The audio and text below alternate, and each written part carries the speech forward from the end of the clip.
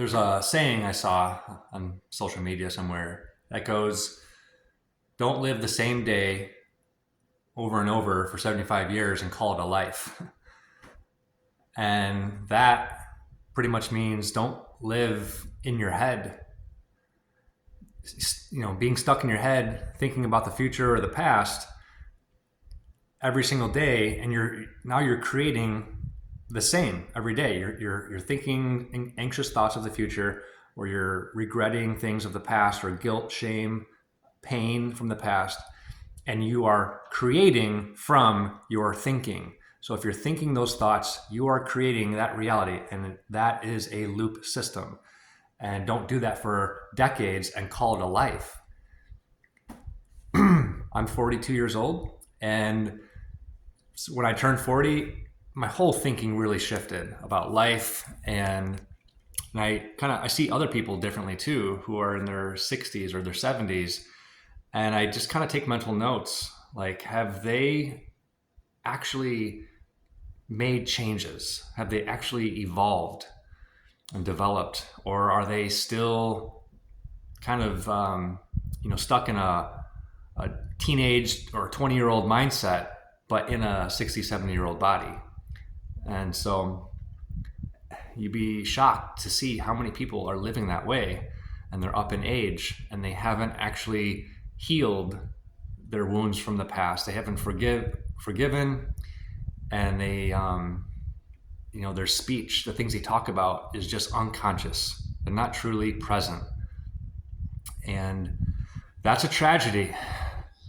And it's deceiving to be up in age and not realize I've actually never grown. I've been growing old, but I haven't grown up.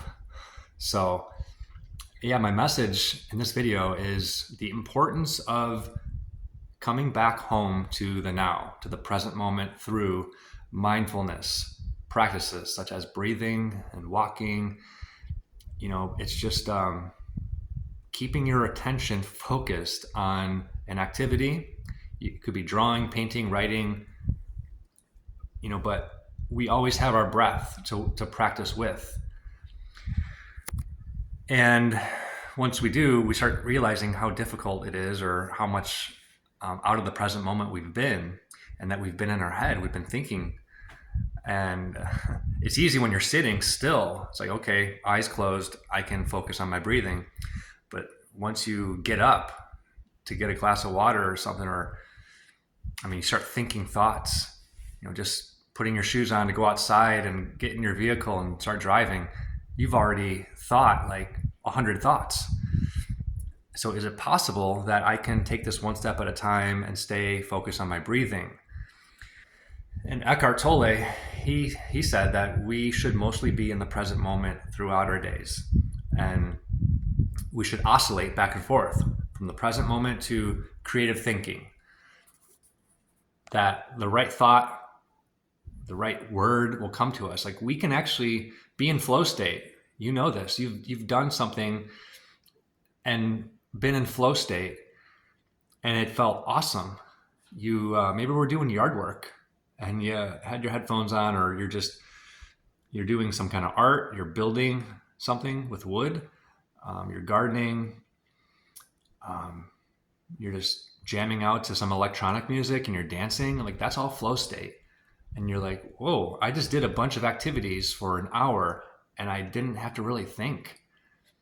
So it's wonderful. And that's when our body heals and we feel like happiness and joy and peace and timelessness ultimately, but when you're in your head and you're thinking future thoughts, past thoughts, now you're creating time. And time can create suffering for us.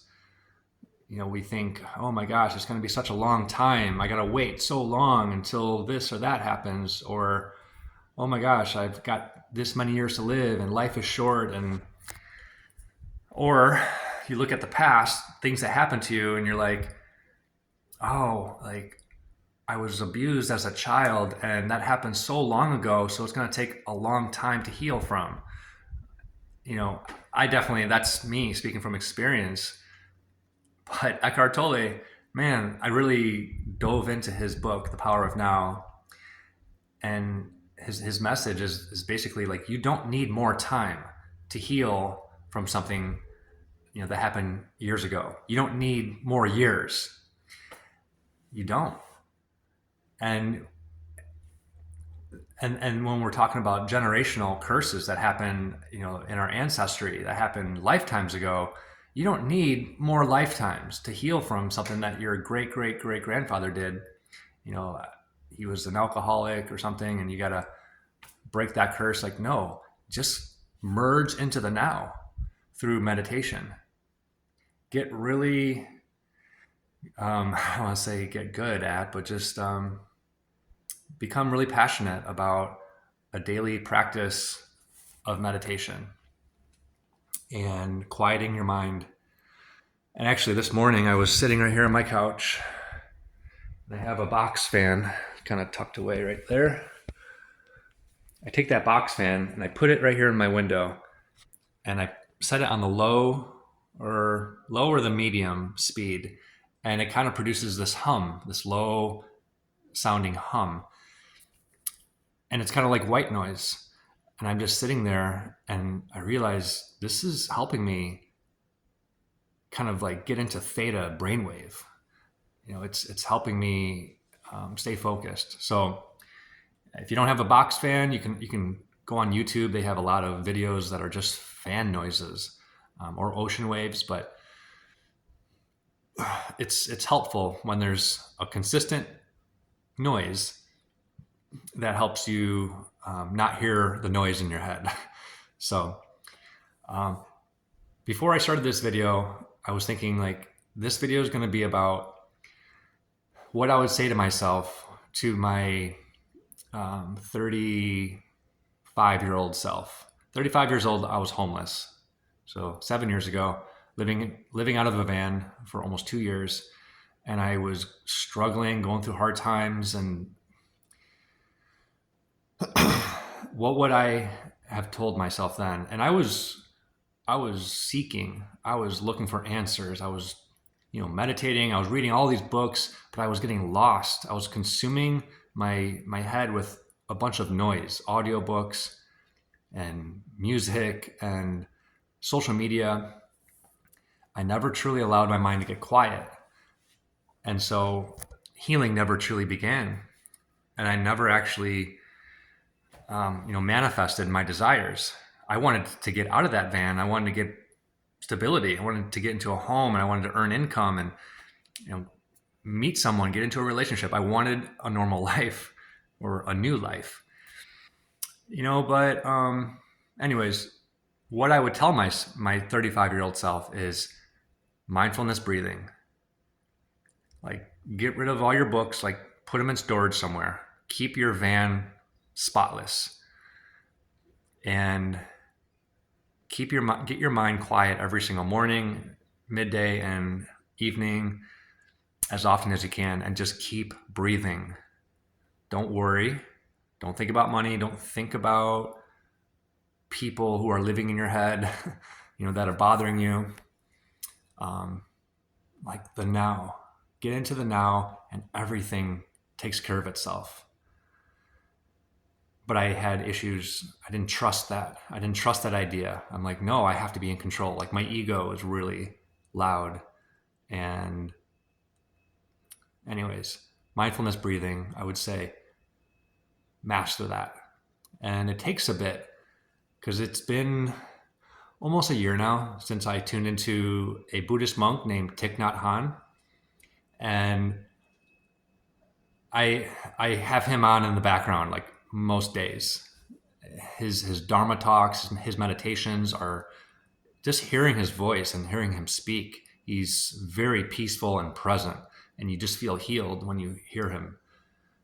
But he has that big bell. He hits that bell, and you're like, wow, this is different than Western culture, but I'm going to trust that he knows what he's talking about, because he's dedicated his entire life to becoming a Buddhist monk, but also to the mindfulness breathing. He said, he spoke all over the world. And he was telling people this present moment is the most wonderful moment. You know, life truly exists. The kingdom of heaven exists in the present moment. And so I just became curious, and I started to trust. I'm like, all right, I'm going to let go of my worries, my doubts, and I'm going to do this mindfulness breathing thing and just see what happens. And I've had more peace, more presence, calmness. I'm not rushing around. And people have even told me, like, you know, thank you for being so calm around me. And, you know, I can tell you have a lot of peace. And so you start to bless other people when you have peace. So, you know, but you have to develop the habit. It's a mental habit that you have to catch yourself when you're in your head throughout your day. You might be driving or just consumed in some kind of project or activity or even conversation, and you forget to breathe. You start breathing more shallow because you're thinking. And that's how you begin to gauge, like, how are you in or are you out of the present moment, is by the depth of your breathing. So the deeper you're breathing, the more calm your nervous system is. But when it's shallow, you're not getting oxygen down deep into your belly, and then you start, you just start thinking things, and you start worrying, and then sickness, disease could manifest in your body. You start getting into like emotional eating. You might start developing a bad habit because your mind is now controlling you. We want to control the mind. And by doing that is getting back into our body. And you know, you hear about the mind-body connection. We want the mind and body connection to be balanced, where it's like a relationship. You know, Ram Dass says, be here now. Just let that mantra be your inner dialogue throughout the day. Be here now. Come back home to the now. Come back into your body. Come back to your breathing. And I mean, this is universal advice. I could tell anybody in any situation in life, any struggle, challenge, is come back to your breathing. Thich Nhat Hanh said, if you never know what the right thing is to do, the right thing to do is always coming back to your breathing, something down those lines.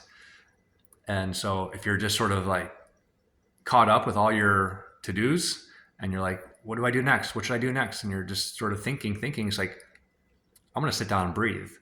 That's always the best next thing to do, is just sit, get quiet, get still, and start breathing.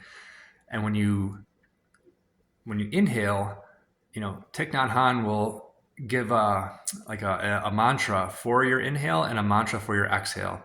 And he'll say, breathing in, I know that I'm breathing in.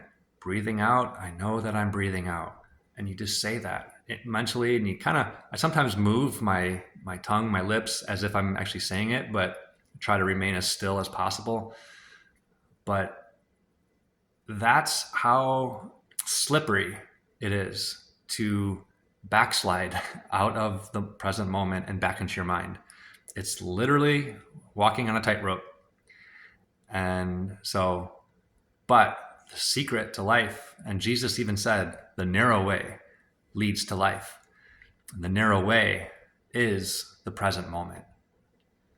So that's the secret to life. That's where you're most powerful. That's where your body becomes most healthy. And that's where you tap into the superconscious mind and you get the best ideas. You get solutions to problems. So that's it. I'm going to jump off here. Thank you for watching. I hope this blessed you. Please leave a comment.